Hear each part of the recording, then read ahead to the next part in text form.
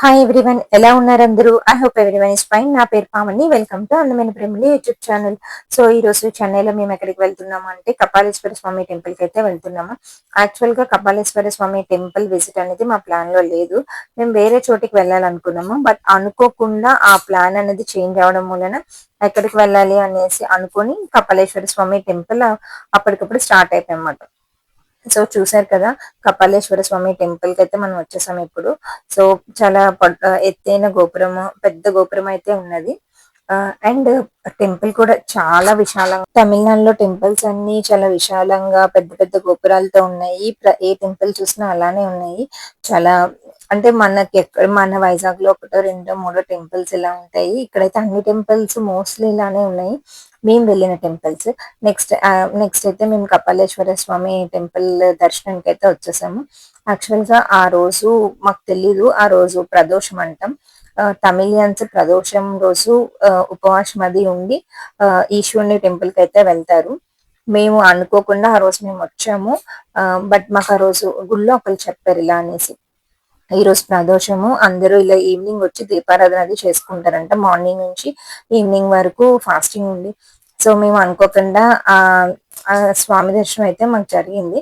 So so హ్యాపీగా feel అయ్యాను నేనైతే మాత్రం. మాకు తెలియకుండానే వచ్చాము, అది కూడా ఒక ఇంపార్టెంట్ డే రోజు నాడు వచ్చాము అనిపించింది. నెక్స్ట్ అయితే ఇక్కడ అందరూ కొబ్బరికాయలు కొడుతూ ఉంటారు. మేము కూడా ఇక్కడ ఎవరు కొట్టడం నేనైతే చూడలేదు. ఇది ఉంది అనేసి మేము కొట్టేసాం. బట్ లోపలికి వెళ్తే పంతులు గారు మా కొబ్బరికి తీసుకోలేదు అనమాట. ఎందుకంటే అది కొబ్బరికి, కొట్టిన కొబ్బరికి వాళ్ళు తీసుకోవట్లేదు, కొట్టలేని మాత్రమే తీసుకుంటున్నారు. మేమైతే ముగ్గురు కొట్టారు ఈ కొబ్బరికాయని. ఇలా ఉంది ఒక డ్రమ్ లాగా. సో లోపల రాళ్ళు ఉన్నాయి, దానికి కొట్టలేము అనుకుని మేము కొట్టేసాము. నెక్స్ట్ అయితే మాకు అన్ని దర్శనాలు అయితే చాలా హ్యాపీగా, ఫ్రీగా, ప్రశాంతంగా జరిగినాయి. సో నెక్స్ట్ కొంచెం టెంపుల్ ని అలా కాసేపు అంతా టెంపుల్ ని ఎక్స్ప్లోర్ చేసేసి కూర్చున్నాము. టెంపుల్ లోకి ఎంటర్ అవ్వగానే వినాయకుడి టెంపుల్ వస్తుంది, నెక్స్ట్ అయితే శివాలయం వస్తుంది, నెక్స్ట్ అమ్మవారి టెంపుల్, ఇవన్నీ కూడా వస్తాయి. ఒక 4 టెంపుల్స్ దాకా ఉన్నాయి. నెక్స్ట్ అయితే ఇక్కడ భోజనాలు పెడుతున్నారు. ఇక్కడ ఈ మెరూన్ టాప్ వేసుకున్నారు కదా, ఆవిడ మేబీ వాలంటీర్ అనుకుంటా. సో తను ఏమంటే అందరినీ కూర్చోమంటున్నారు, మేము కూర్చోమంటున్నారు కదా అని కూర్చుంటాము. మేమేమనుకున్నామంటే ఇలా లైన్ లో కూర్చొని భోజనాలు పెట్టేస్తారేమో, తినేసి వెళ్ళిపోదాం అనుకున్నాము.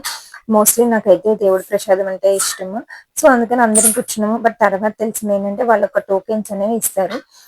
మీకు అబ్జర్వ్ చేశారు, అక్కడ టేబుల్స్ ఉన్నాయి. సో ఆ టేబుల్స్ లో గర్ల్స్, ఉమెన్ వీళ్ళు ఒక 22 మెంబర్స్ ని, అలాగే బాయ్స్ ని ఒక 22 మెంబర్స్ ని కూర్చోబెడుతున్నారు. Total 44 members. సో ఒక ట్రిప్ కి, ఒక రౌండ్ కి 44 మెంబర్స్ కి ఫుడ్ పెడుతున్నారు. దట్టు ఏంటంటే ఒక టోకెన్స్ ఇస్తారు. మేము ఇంకా వెయిట్ చేసాం ఫుడ్ పెడతారేమో అని. బట్ అలా కాదు, టోకెన్స్ ఇచ్చిన తర్వాత ఫుడ్ పెడతారంట. సో ఈలోగా వర్షం కూడా స్టార్ట్ అయింది. ఇంకా వెళ్ళినా బయట కూడా హోటల్లో లంచ్ చేయాలి. సో దట్టు దేవుడి ప్రసాదాన్ని దగ్గర కూర్చొని మళ్ళీ వేసుకోవడం ఎందుకని చెప్పేసి మేమైతే వెయిట్ చేసి, సో మా టర్న్ వచ్చినంత వరకు వెయిట్ చేసి మేము కూడా టోకెన్స్ తీసుకొని ఫుడ్ తిన్నాము.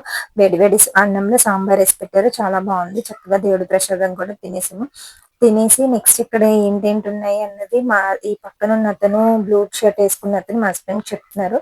సో అలా ఏం చూడొచ్చు అవన్నీ, ఈ గుడి యొక్క హిస్టరీ అవన్నీ, అంటే ప్రదోషం కోసం అవన్నీ అతనే చెప్పారు, మాకైతే తెలియదు. సో ఇలా అన్ని చెప్తున్నారు.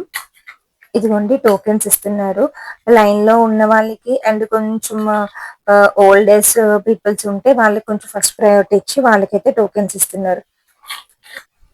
సో చూస్తున్నారు కదా, ఇక్కడ ఎటువంటి అంటే తోసుకోవడం అదేమీ లేదు. చక్కగా టోకెన్ ఉన్న వాళ్ళు వెళ్ళి ఆ టేబుల్ దగ్గర కూర్చొని తింటారు. నెక్స్ట్ అయితే ఇక్కడ ఈ శివాలయం చూసారు కదా, ఈ శివాలయం మనం ఎటు తిరిగితే అటు ఫేసింగ్ మన వైపే వస్తుందంట. భలే అనిపించింది, చాలా ఎక్సైటింగ్ గా అనిపించి చుట్టూ తిరిగేసాను నిజమా కాదని చెక్ చేయడానికి. సో భలే అనిపించింది. బట్ తర్వాత నాకు అర్థమైంది ఏంటంటే చెన్నైలో చాలా టెంపుల్స్, చెన్నై కాదు మొత్తం నేను వెళ్ళిన టెంపుల్స్ లో చాలా మటుకు ఇలాంటి పెయింటింగ్స్ ఉన్నాయి.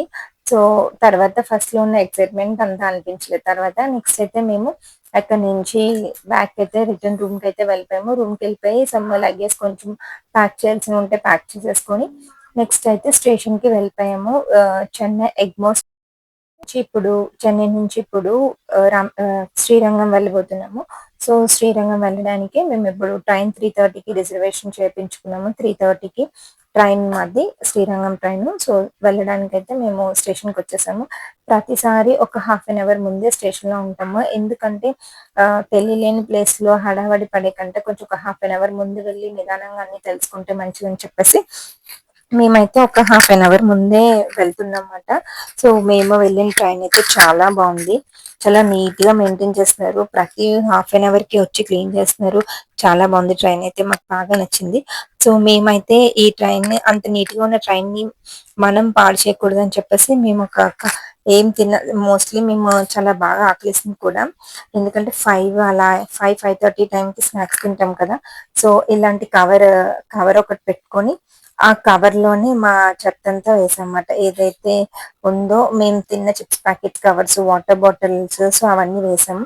అండ్ వాళ్ళు వచ్చి కలెక్ట్ చేస్తున్నారు కూడా. భలే అనిపించింది. చాలా నీట్ గా మెయింటైన్ చేశారు ట్రైన్ ని. ఆ తర్వాత ఇక్కడ పిల్లల్ని జర్నీలో పిల్లల్ని ఎంగేజ్ చేయడం అనేది కొంచెం కష్టమే. వాళ్ళకి బోర్ కొట్టేస్తుంది. ఆ గేమ్స్ అని ఈ గేమ్స్ అని ఆడిపించాలి. లేదా మోస్ట్లీ నేను అందులో చూసిన ఆ ట్రైన్ లో చాలా మంది ఫోన్స్ ఇచ్చారు వాళ్ళ పిల్లలకి. సో ట్యాబ్స్, ఫోన్స్ అలాంటివి ఇచ్చారు. మేమైతే పిల్లల్ని ఇలాగా మేమే ఆడి మేమే ఎంగేజ్ చేసుకున్నాము. ఇన్ కేస్ మేము ఫోన్స్ చూస్తే వాళ్ళు కూడా ఫోన్స్ చూస్తారు. సో అందుకని మేము ఫోన్ చూడకుండా జస్ట్ అలా కామ్గా ఉండేవాళ్ళము. వాళ్ళకి ఎప్పుడైనా బోర్ కొడితే అలా ఆడుకునే వాళ్ళము, తినేవాళ్ళము. అంతేకాని మేమైతే ఫోన్ చూసేవాళ్ళం కాదు. అంటే అది క్వైట్ న్యాచురల్. మనం ఏం చేస్తే పిల్లలు కూడా అదే చేస్తారు కదా. సో మేము ఫోన్ చూసుకొని ఉంటే వాళ్ళు ఫోన్ అడుగుతారు. అందులో తప్పలేదు. నెక్స్ట్ అయితే మంచిగా నేచర్ ని కూడా చూసి ఎంజాయ్ చేసాము. సో శ్రీరంగానికి చెన్నై నుంచి శ్రీరంగానికి వెళ్ళే దారిలో ఇలా ఒక మంచి రివర్ ఇవన్నీ వచ్చినాయి. చాలా బాగుంది చూడడానికి. బట్ ఇది ఏ రివర్ ఏంటన్నది అంత ఎగ్జాక్ట్ గా నాకైతే తెలీదు. చాలా ప్రశాంతంగా మంచి వ్యూ అయితే చూసుకుంటూ ఎంజాయ్ చేస్తూ వెళ్ళాము.